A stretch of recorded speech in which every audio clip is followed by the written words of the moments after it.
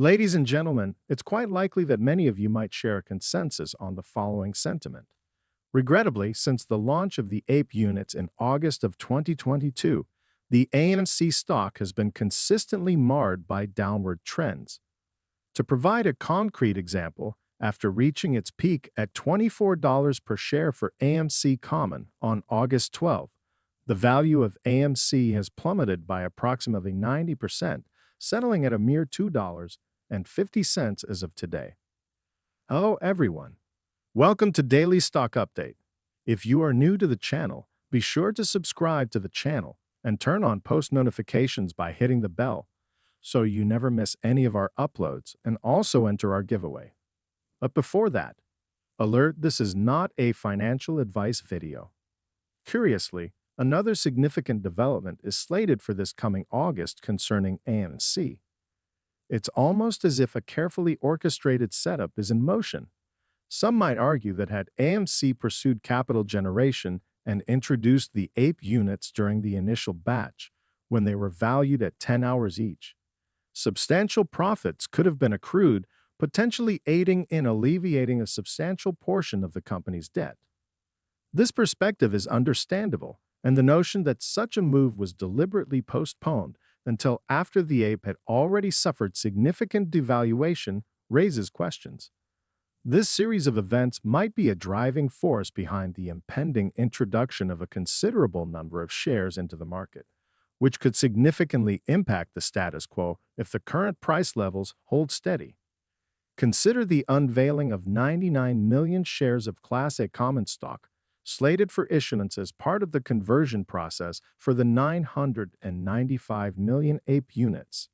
When factoring in the effects of the reverse stock split, these shares will join the existing pool of around 520 million AMC common shares, resulting in a total share count of approximately 1.5 billion.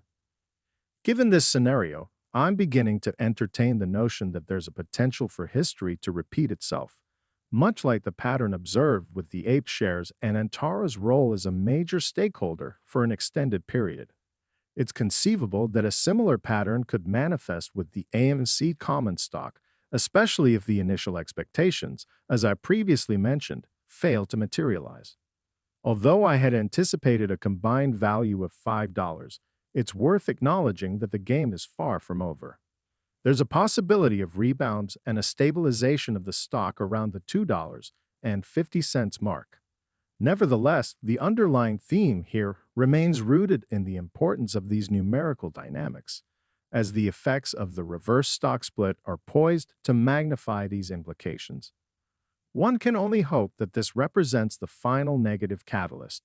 At this point, it's difficult to envision what other factors could come into play to disrupt the status quo. It's plausible that AMC might opt to issue additional shares of AMC Common and APE units to gather more capital. However, the core essence of the situation has already been factored into the price action. It's perplexing to consider the extent of these sell-offs when a significant portion of the available float remains locked up. This extends to shares that are currently on loan, alongside those held at the institutional and individual investor levels.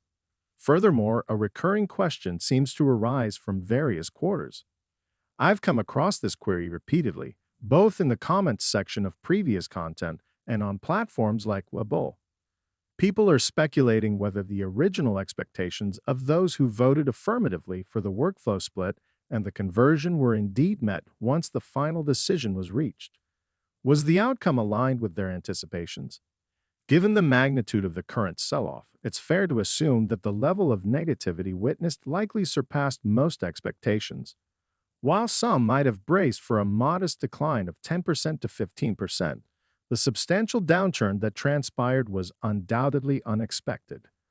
It's staggering to contemplate the magnitude of the downward pressure even before the actual securities conversion has taken place. This prompts us to ponder the depth of vested negative interest that's propelling these sell-offs. This phenomenon goes beyond dismissing AMC's transformation and the reverse stock split as inconsequential. The sequential nature of these sell-offs hints at a meticulously coordinated price action. This orchestrated pattern is typically indicative of substantial institutional involvement.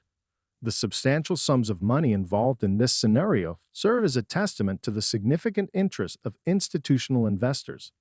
While many individual investors find themselves on the losing end, it's reasonable to anticipate that Adam Aron, CEO of AMC, will extend some form of communication to address concerns, reassure individual investors, or provide crucial updates. The collective loss experienced by individual investors merits a response from the leadership. In conclusion, the situation remains intricate and multifaceted, with the future trajectory of AMC's stock hinging on the interplay of various market forces and strategic decisions. Friends, that's all we have for you today. What is your opinion about today's video? Get involved and let us know in the comments down below. Thanks for watching.